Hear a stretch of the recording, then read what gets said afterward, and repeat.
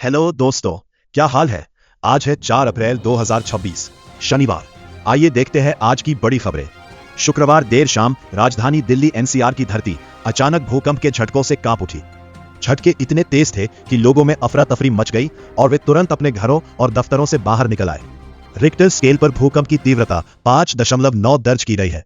जानकारी के मुताबिक इस भूकंप का केंद्र अफगानिस्तान में स्थित था, जबकि इसकी गहराई जमीन से करीब 175 किलोमीटर नीचे बताई जा रही है। भूकंप के झटके रात करीब 9:42 पर महसूस किए गए, जिसके बाद कई इलाकों में लोग घबराकर खुले स्थानों की ओर भागते नजर आए। दिल्ली एनसीआर के अलावा जम्मू कश्मीर के कई हिस्सों में भी इन झटकों को महसूस किया गया। हालांकि राहत की बात यह है कि फिलहाल कहीं से भी किसी तरह के जानमाल के नुकसान की कोई खबर सामने नहीं आई है। प्रशासन पूरी स्थिति पर नजर बनाए हुए है और लोगों से अपील की गई है कि वे सतर्क रहे, लेकिन घबराएं नहीं। और वही दोस्तों, मिडिल ईस्ट से इस वक्त एक बड़ी खबर सामने आ रही है, जहां अमेरिका का एक अत्याधुनिक F-15 लड़ाकू विमान ईरान के दक्षिणी हिस्से में गिराए जाने की खबर है। मीडिया रिपोर्ट्स के मुताबिक इस घटना के बाद अमेरिकी सेना ने तुरंत सर्च और रेस्क्यू ऑपरेशन शुरू कर दिया है, ताकि विमान के क्रू मेंबर्स का पता लगाया जा सके। जानकारी के अनुसार विमान में सवार चालक दल के एक सदस्य को सुरक्षित बचा लिया गया है, जबकि अन्य की तलाश अभी भी जारी है। इस घटना की खबर सबसे पहले ईरानी मीडिया में सामने आई, जहां स्थानीय एजेंसियों ने दावा किया कि अमेरिकी सेना अपने लापता क्रू की तलाश में जुटी हुई है। इसके बाद अंतर्राष्ट्रीय मीडिया रिपोर्ट्स में भी इस खबर की पुष्टि की गई। हालांकि अभी तक इस पूरे मामले पर आधिकारिक तौर पर ज्यादा जानकारी साझा नहीं की गई है। गौरतलब है कि इससे पहले अमेरिकी सेंट्रल कमांड ने ईरान के उस दावे को खारिज कर दिया था, जिसमें पायलट को गिराए जाने की बात कही गई थी। ऐसे में अब इस घटना को लेकर स्थिति काफी संवेदनशील बनी हुई है और दुनिया की नजरें इस पूरे घटनाक्रम पर टिकी हुई है। और वही दोस्तों, पश्चिम बंगाल की राजनीति में इस वक्त हलचल तेज हो गई है। 4 विधानसभा सीटों पर नामांकन की प्रक्रिया के बीच छत्तीसगढ़ के मुख्यमंत्री विष्णुदेव साय ने बड़ा दावा किया है। उन्होंने कहा है कि देश भर में भारतीय जनता पार्टी एनडीए और प्रधानमंत्री नरेंद्र मोदी के प्रति जनता का भरोसा लगातार मजबूत हो रहा है और इसी का असर अब पश्चिम बंगाल में भी देखने को मिलेगा। मुख्यमंत्री साय के मुताबिक केंद्र सरकार की योजनाओं और विकास मॉडल ने जनता का विश्वास जीता है, जो अब राज्यों के चुनावों में भी साफ दिखाई दे रहा है। उन्होंने आत्मविश्वास के साथ कहा कि इस बार पश्चिम बंगाल में एनडीए सरकार बनने की पूरी संभावना है। उनके इस बयान को भाजपा की आक्रामक चुनावी रणनीति का हिस्सा माना जा रहा है। राजनीतिक जानकारों का कहना है कि भाजपा लगातार बंगाल में अपने संगठन को मजबूत करने और जमीनी स्तर पर पकड़ बढ़ाने में जुटी हुई है, जिससे चुनावी मुकाबला और भी दिलचस्प होता जा रहा है। सीएम साय के इस बयान के बाद राज्य की सियासत गर्मा गई है। जहां भाजपा इसे जनता के समर्थन का संकेत बता रही है, वहीं विपक्ष इसे महज चुनावी बयानबाजी करार दे सकता है। फिलहाल 4 सीटों पर नामांकन के साथ ही बंगाल का चुनावी माहौल और तेज होता नजर आ रहा है और अब सबकी नजरें आने वाले नतीजों पर टिकी है। अब बात करते हैं एक बड़ी सरकारी योजना की, जो सीधे आपके करियर और स्किल से जुड़ी है। प्रधानमंत्री नरेंद्र मोदी ने देश में स्किल डेवलपमेंट को नई दिशा देने के लिए कर्मयोगी भारत योजना की शुरुआत कर दी है। ये योजना दरअसल एक डिजिटल प्लेटफॉर्म के रूप में तैयार की गई है, जहां लोगों को अपनी स्किल सुधारने और करियर को बेहतर बनाने के लिए कई तरह के ऑनलाइन कोर्स और सुविधाएं मिलेंगी। सरकार का कहना है कि इस पहल का उद्देश्य सिर्फ पढ़ाई तक सीमित नहीं है, बल्कि लोगों को उनके काम से जुड़ी समस्याओं का समाधान भी देना है। इस प्लेटफॉर्म के जरिए यूजर्स को online learning, career management, networking और कॉम्पिटेंसी डेवलपमेंट जैसी सुविधाएं एक ही जगह पर मिल सकेंगी। खास बात यह है कि यह प्लेटफॉर्म सरकारी विभागों के लिए भी काफी उपयोगी साबित होगा। इसके जरिए अधिकारी अपने कर्मचारियों की परफॉर्मेंस को बेहतर तरीके से मॉनिटर कर पाएंगे और उन्हें ट्रेनिंग देने में आसानी होगी। सरकार का मानना है कि इस योजना से देश में काम करने की क्षमता यानी स्किल्स को मजबूत किया जा सकेगा, जिससे युवाओं और कर्मचारियों दोनों को फायदा मिलेगा। अब बात करते हैं हरियाणा की सियासत से जुड़ी एक बड़ी खबर की। हरियाणा में राज्यसभा चुनाव के दौरान कथित क्रॉस वोटिंग को लेकर कांग्रेस पार्टी के अंदर सियासी हलचल तेज हो गई है। इस मामले में पार्टी की अनुशासन समिति ने चंडीगढ़ में अहम बैठक कर 5 विधायकों के खिलाफ लगे आरोपों पर विस्तार से चर्चा की है।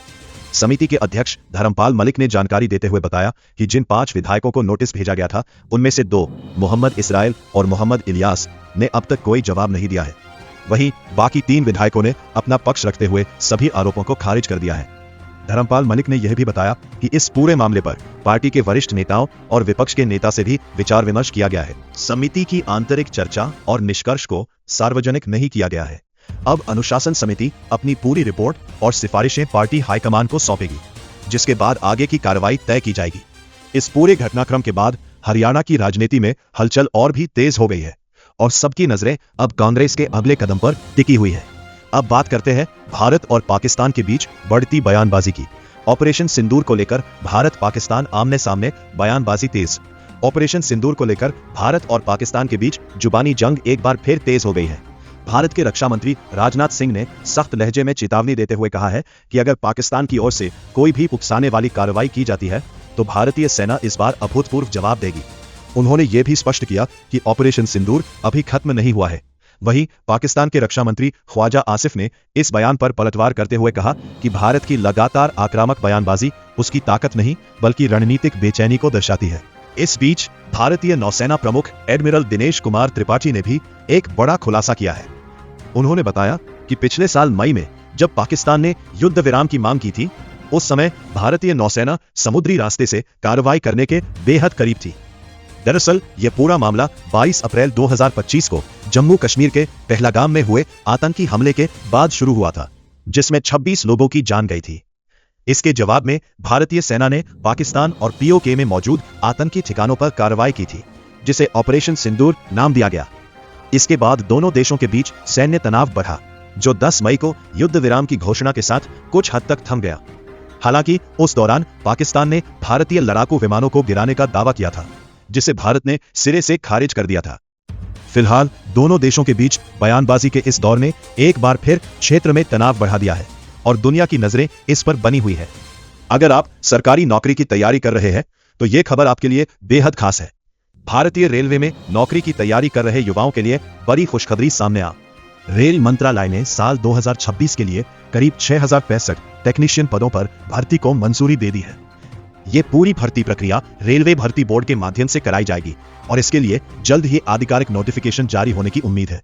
बताया जा रहा है कि रेलवे बोर्ड ने सभी जोन और प्रोडक्शन यूनिट से खाली पदों का पूरा डेटा मांगा है, ताकि भर्ती प्रक्रिया को तेजी से आगे बढ़ाया जा सके। इस भर्ती में करीब 39 अलग अलग कैटेगरी के पद शामिल होंगे, जिन्हें एक साथ जोड़कर प्रक्रिया को ज्यादा आसान और पारदर्शी बनाया जाएगा। योग्यता, मेडिकल फिटनेस और अन्य जरूरी मानकों को तय करने के बाद चयनित उम्मीदवारों को देश भर के अलग अलग रेलवे जोन और विभागों में नियुक्त किया जाएगा। दरअसल रेलवे के मैकेनिकल और इंजीनियरिंग सेक्टर में टेक्नीशियन की कमी को पूरा करने के लिए यह बड़ा कदम उठाया गया है। अगर जोन वाइज बात करें तो मध्य रेलवे, दक्षिण रेलवे, पश्चिम रेलवे और पूर्वोत्तर सीमांत रेलवे जैसे कई जोनों में बड़ी संख्या में पद खाली हैं, जिन्हें इस भर्ती के जरिए भरा जाएगा। इसके अलावा एक और बड़ी अपडेट यह है कि रेलवे में असिस्टेंट लोको पायलट यानी ALP के 11,000 से ज्यादा पदों पर भी भर्ती प्रक्रिया शुरू होने जा रही है। इस भर्ती के लिए ऑनलाइन आवेदन 15 मई 2026 से शुरू होंगे। अब बात करते हैं IPL की ताजा मुकाबले की। IPL के एक रोमांचक मुकाबले में पंजाब किंग्स ने चेन्नई सुपर किंग्स को 5 विकेट से हरा दिया। पंजाब किंग्स ने यह मैच बेहद शानदार अंदाज में खेलते हुए 8 गेंदें बाकी रहते अपने नाम कर लिया। मैच के दौरान चेन्नई सुपर किंग्स ने पहले बल्लेबाजी करते हुए चुनौतीपूर्ण स्कोर खड़ा करने की कोशिश की, लेकिन पंजाब के गेंदबाजों ने उन्हें ज्यादा बड़ा स्कोर बनाने का मौका नहीं दिया।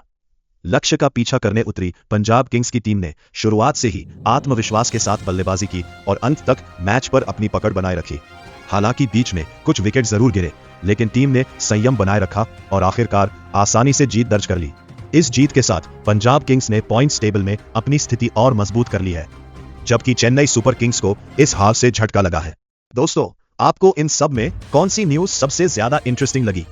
कमेंट करके जरूर बताना। फिलहाल इतना ही, मिलते हैं अगली खबर में। जय हिंद, वंदे मातरम।